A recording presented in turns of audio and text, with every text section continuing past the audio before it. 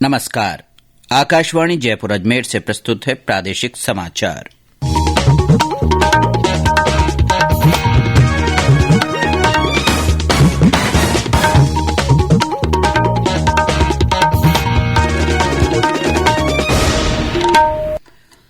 मुख्य समाचार। भारतीय जनता पार्टी ने रीट परीक्षा पेपर लीक मामले की जांच सीबीआई से कराने की मांग की।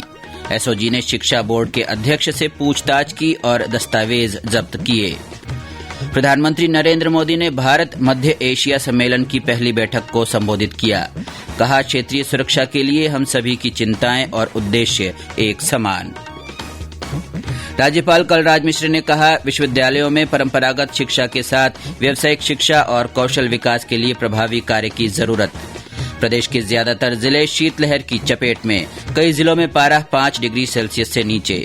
और वेस्टइंडीज के साथ एक दिवसीय और 2020 क्रिकेट श्रृंखला के लिए भारतीय टीम की घोषणा। जोधपुर के रवि बिश्नोई टीम में शामिल।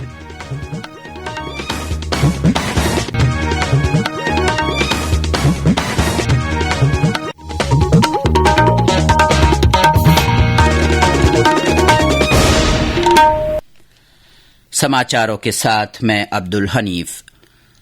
देश में कोरोना संक्रमण में तेजी से वृद्धि हो रही है। कोरोना के नए वायरस ओमिक्रॉन से चिंताएं बढ़ी है। आपसे अपील है कि सावधान और सतर्क रहें। 15 से 18 वर्ष के किशोर और अन्य लोगों को टीकाकरण के लिए प्रेरित करें। बचाव के लिए कृपया 3 आसान उपायों का पालन अवश्य करें।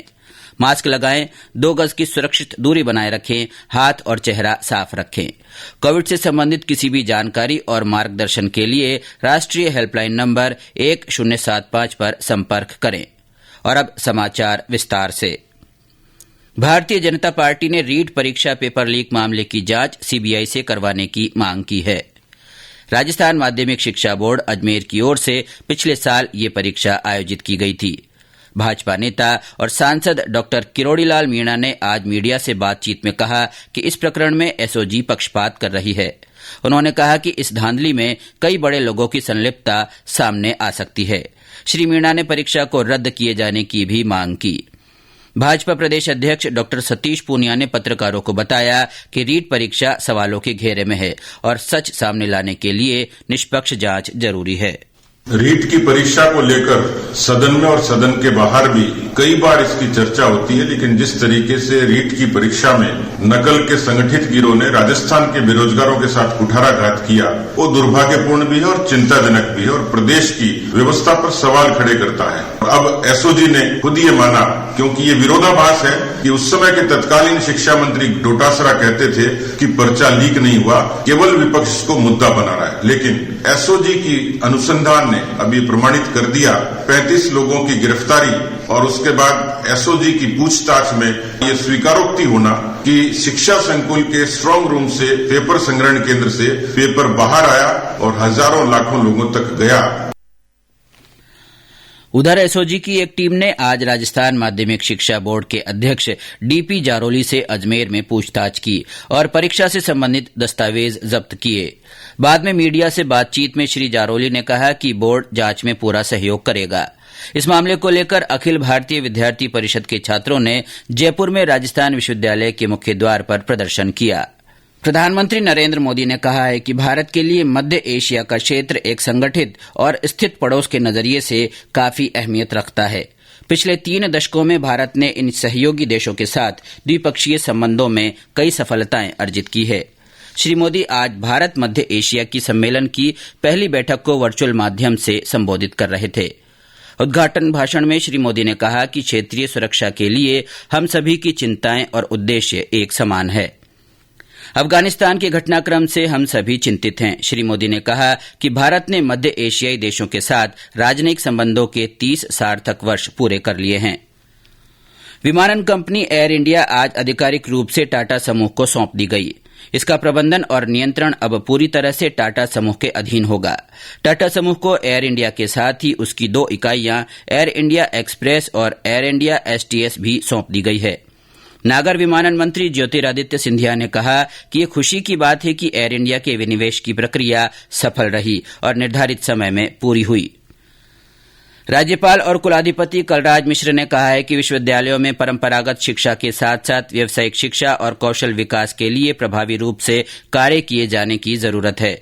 आज जयनारायण व्यास विश्वविद्यालय जोधपुर के 18वें दीक्षांत समारोह को ऑनलाइन संबोधित करते हुए राज्यपाल ने कहा कि नई शिक्षा नीति को लागू करने और इसके अंतर्गत पाठ्यक्रम निर्धारण में प्रदेश के विश्वविद्यालय दूसरे राज्यों के लिए मिसाल पेश करें।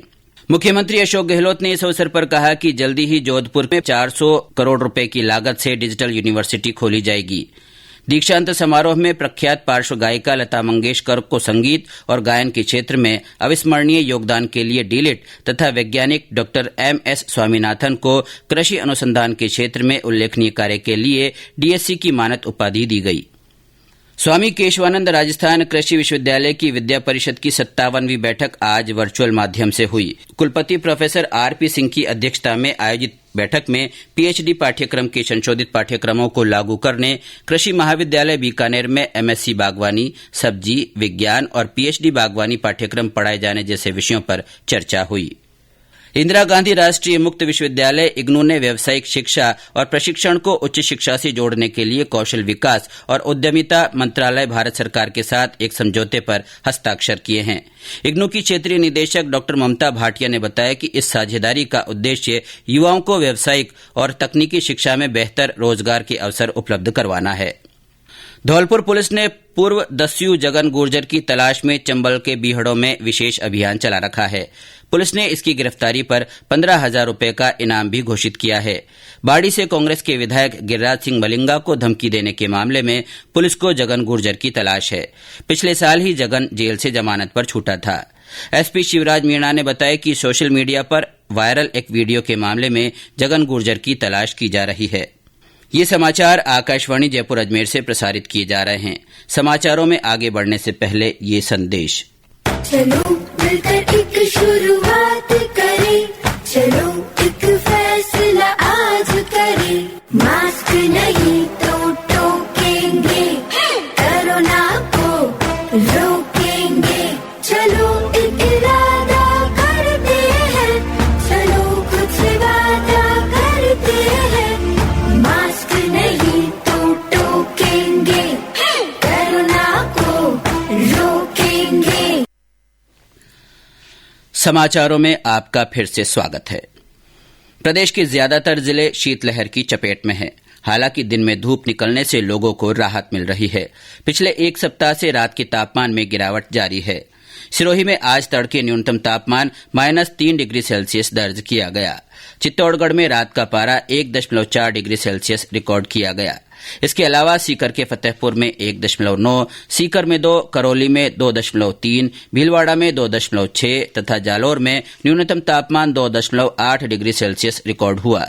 डबोक, चूरू, नागौर, बारां, हनुमानगढ़ तथा अलवर जिलों में भी रात का पारा 5 डिग्री सेल्सियस से नीचे रहा। मौसम विभाग ने अगले 3 दिन झुंझुनू, सीकर, चूरू, नागौर और भीलवाड़ा जिलों में शीतलहर की संभावना जताई है।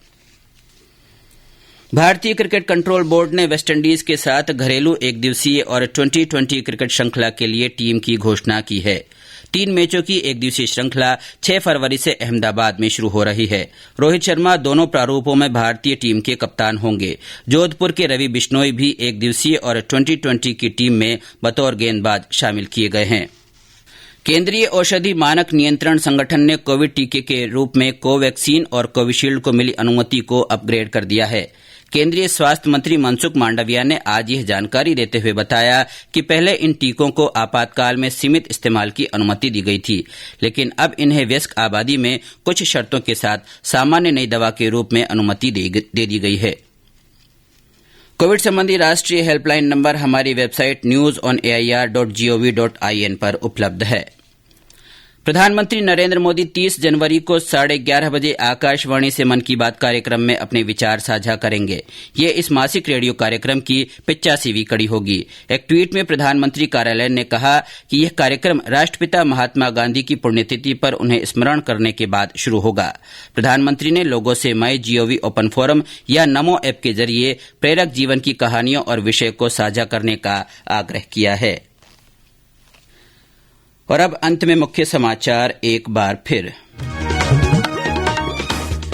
भारतीय जनता पार्टी ने रीट परीक्षा पेपर लीक मामले की जांच सीबीआई से कराने की मांग की है। एसओजी ने शिक्षा बोर्ड के अध्यक्ष से पूछताछ की और दस्तावेज जब्त किए।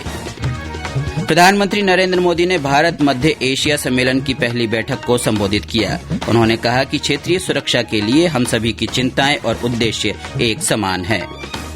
राज्यपाल कलराज मिश्र ने कहा है कि विश्वविद्यालयों में परंपरागत शिक्षा के साथ व्यावसायिक शिक्षा और कौशल विकास के लिए प्रभावी कार्य की जरूरत है।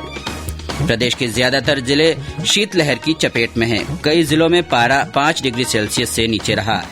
और वेस्टइंडीज के साथ एक दिवसीय और 2020 क्रिकेट श्रृंखला के लिए भारतीय टीम की घोषणा कर दी गई है। जोधपुर के रवि बिश्नोई टीम में शामिल किए गए हैं। इसी के साथ प्रादेशिक समाचार बुलेटिन समाप्त हुआ।